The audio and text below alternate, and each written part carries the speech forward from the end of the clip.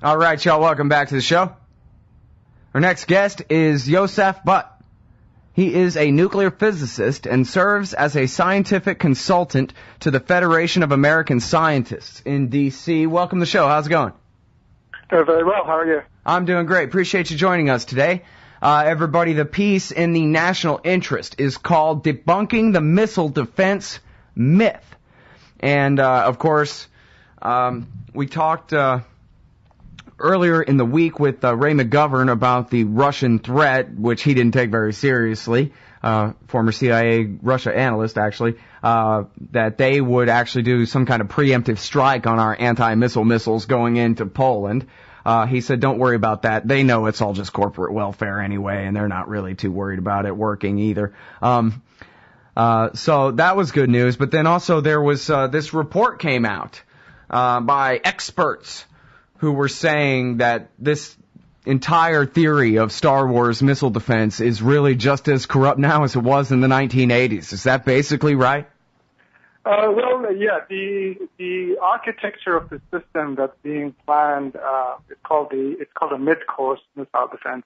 So the interceptor tries to strike the nuclear warhead during the middle phase of its flight when it's actually in space. So the real Achilles heel in all this is that the enemy can easily put decoys. They can put very cheap inflatable balloons, and because the intercept takes place in space, the warhead and all these decoys will move together. And given the sensors that the system has, which are infrared and radar, there's no real way to tell apart the real thing from the decoy. So that's the problem, and it's always been a problem that independent scientists, have recognized it for decades. But the Pentagon. So in other words, like when we see on a movie and an F-14 releases a bunch of chaff or whatever to distract the heat-seeking missile, that kind of thing. Basically, that's what you're talking about. Have a bunch of distractive targets, and the real warhead, the actual hydrogen bomb, gets through. Yeah, that's right, and it's actually even more effective than the chaff because, the chaff that the F-16 releases, it's in air, so, you could make some computer algorithm that could tell the real thing from the chaff because the chaff would be going slower. Mm-hmm. But because the intercept takes place in space and we have a radar and infrared sensors, there's no real way until the very last moment, and then it's too late to tell apart the real warhead from the fake one. Mm-hmm. Well, and there's interesting physics to me. I mean, this is little kid stuff to you, but I like how you described the way all they really need is these little balloons. And because we're talking about the vacuum of space, they go just as fast as the warhead. It's not, the friction doesn't stop them and make them just float still. But the point being that you're talking about, pennies per distraction here. It'd be as easy as pie to launch 100 balloons to pretend to be a warhead. Exactly. And, the system is easy to defeat. It's been known, this is a known problem for years and decades. But on the other hand, it will still, the system will still perk up the ears of folks in Russia and China and, Well, now hold on. Let's get to that in a second. I want to talk more about the workability for a second here. Okay, sure. I got a friend named Gordon Prather, and he used to make nuclear bombs for the U.S. government and was the chief scientist of the Army and advisor to senators and all these things. And what he told me was there is one kind of missile defense that is not just on its face a laughable joke, and that is basically what I guess laymen would just call a neutron bomb, enhanced radiation hydrogen bombs. That if the Russians were to launch their ICBMs at North America and you really wanted to try to stop them, you would try to meet them in space with these enhanced radiation devices that would attempt to blow out the circuitry of the incoming rockets. And that, I guess for political correctness reasons, the one effective kind of real missile defense that you could even really have a shot at succeeding with is unavailable. Would you agree with that? Not completely. It's not, number one, it's not just political correctness. If you have nuclear explosions in space to try to take out somebody's warhead, these explosions will also affect your satellites. Will probably knock out a few of your own satellites and permanently destroy them.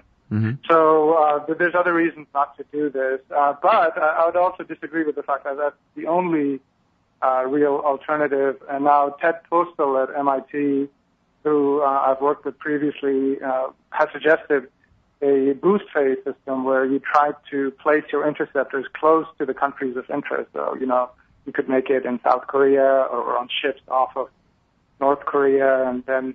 So you hit them while they're still on their way up.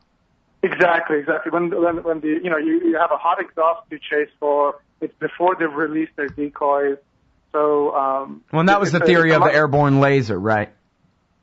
Well, these would be actual interceptors, so these would be missiles. And when lasers have other problems,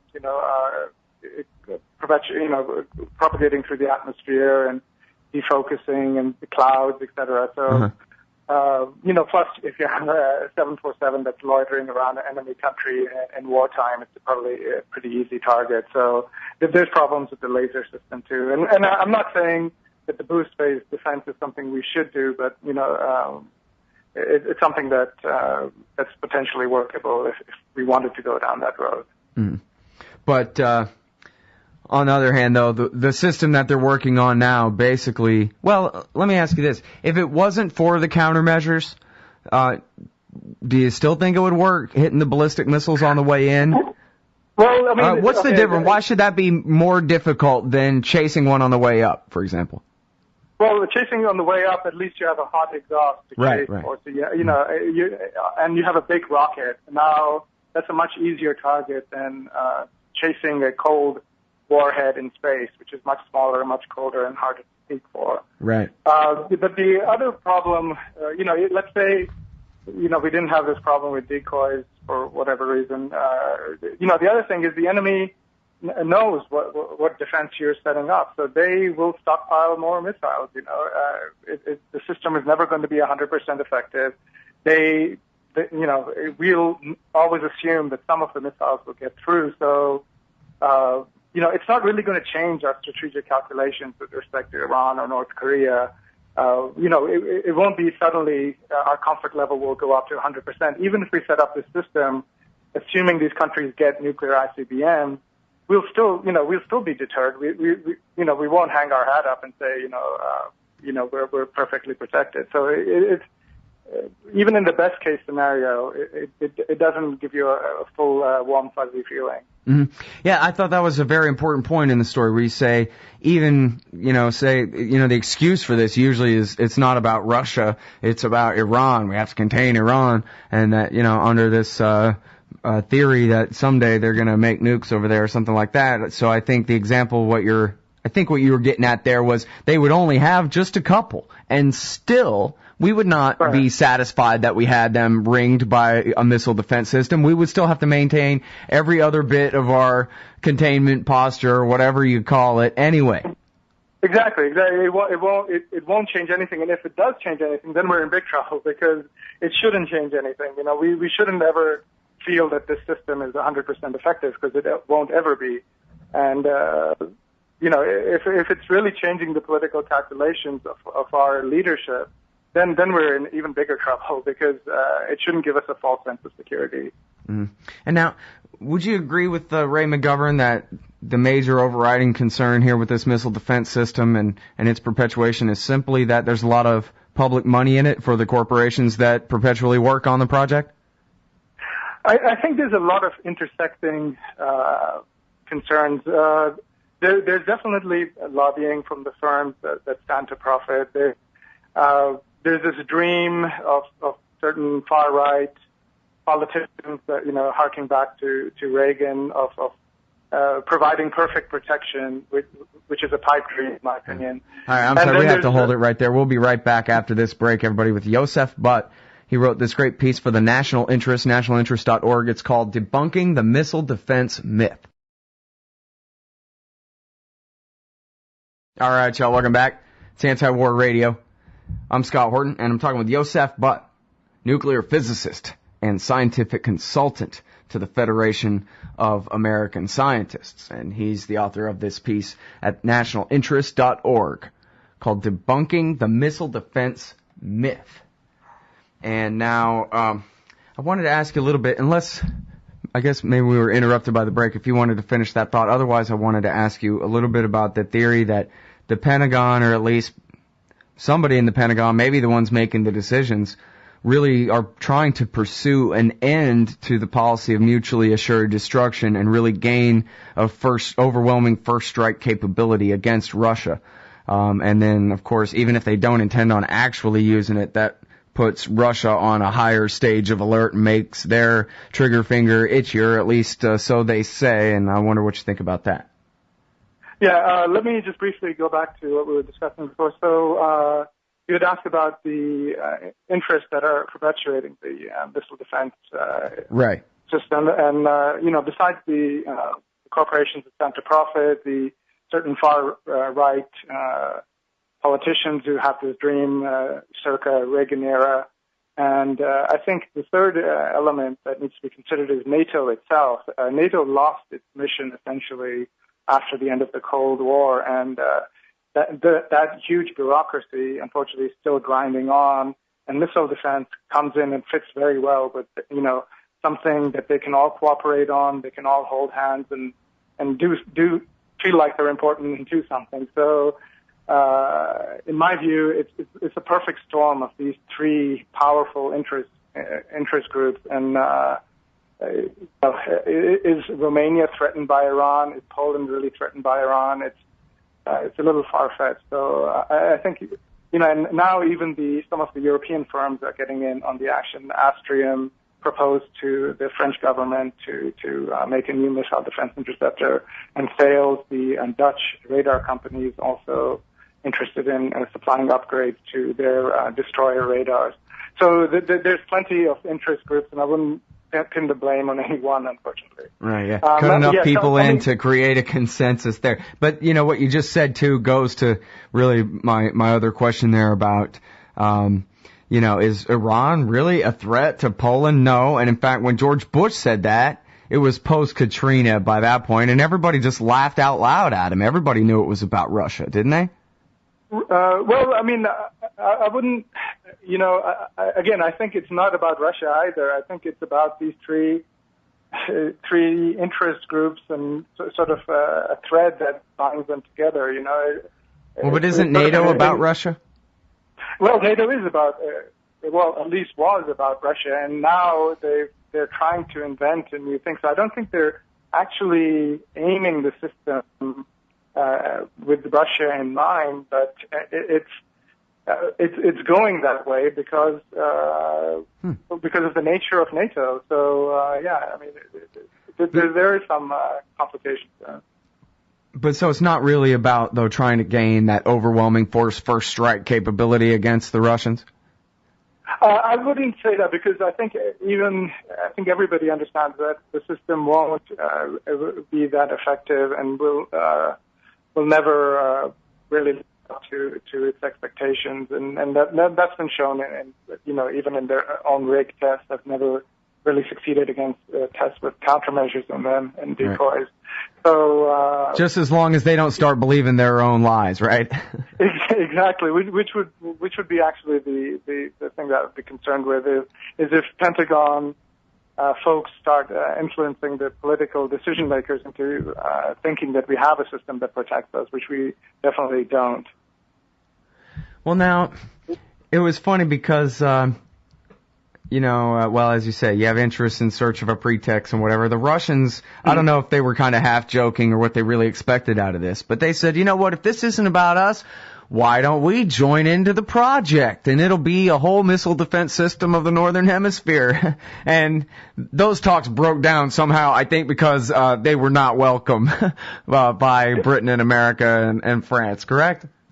Exactly. I think, the narrative in the West mostly is that Russia is adamantly opposed to missile defense. But if you listen to what they say, just as you said, they'd be very interested to cooperate fully cooperate on a missile defense system.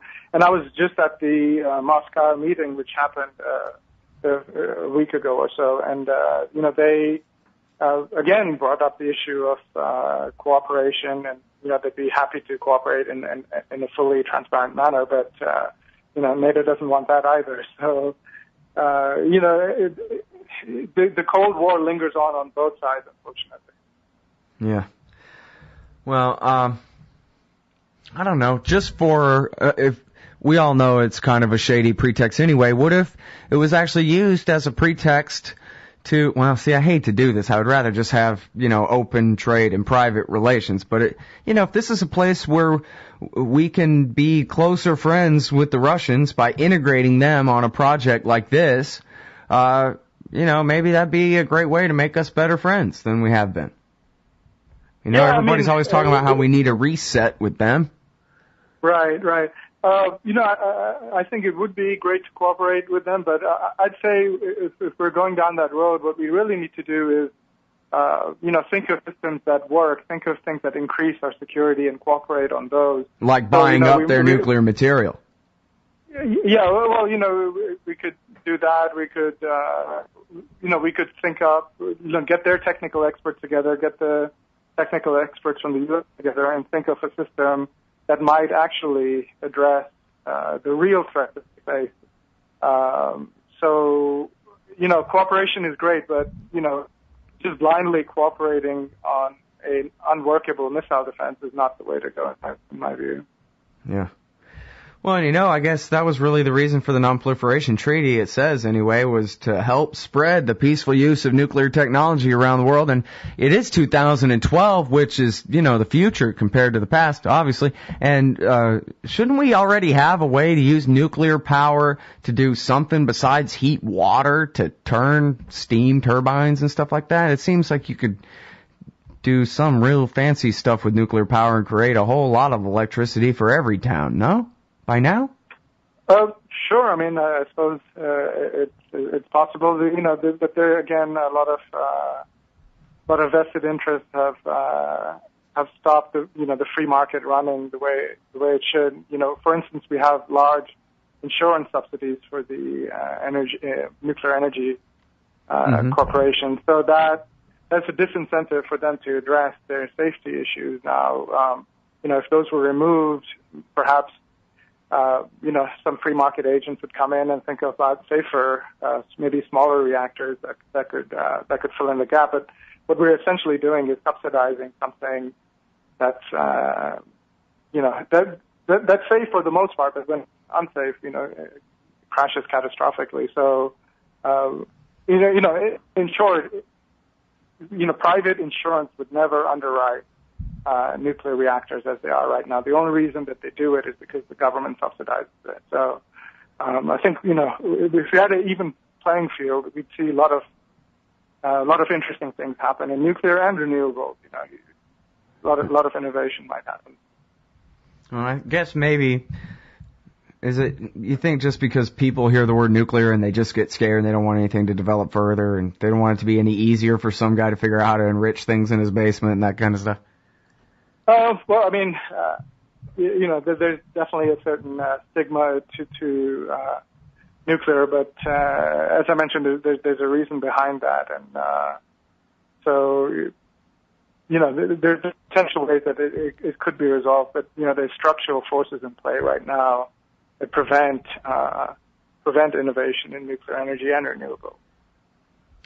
Now, I don't know. I guess. Do you believe that there's any kind of defense from an incoming ballistic missile? Because the Chinese were trumpeting about how they could kill our carriers with a single shot, and they don't need nukes, but all they need is ballistic missiles, and we don't have any way to defend our ships from something dropping on their head. Well, sure. There's the SM-3 missiles were initially thought up to protect our navies, and that there are ways to protect against that, and sure, protection against tactical or battlefield systems does make complete sense. But the fallacy is where you think that you can neutralize another person's nuclear weapons, and it's just not. It's not going to happen because let's say even if your system got very, very sophisticated, they can change their delivery method and. For many reasons, you'd actually like them to use ballistic missiles because it has a clear point of origin. Like we can tell with our satellites where any ballistic missile launch came from. So, if they have nukes, you want them to put down ballistic missiles, strange as it may sound. So, you definitely don't want them to put them in a boat and sail them over or something like that, because, then you'd have a city being obliterated and you'd have no idea where it came from. Right. All right. Well, I got to let you go. Sorry I already kept you over time, but I really appreciate your time on the show today, Yousaf. It's been very interesting. Thank you very much. Everybody, that's Yousaf Butt from the Federation for American Scientists. He's a nuclear physicist and a consultant to them, and I guess that's FAS.org. This piece is nationalinterest.org, Debunking the Missile-Defense Myth, and we'll be back here in a minute.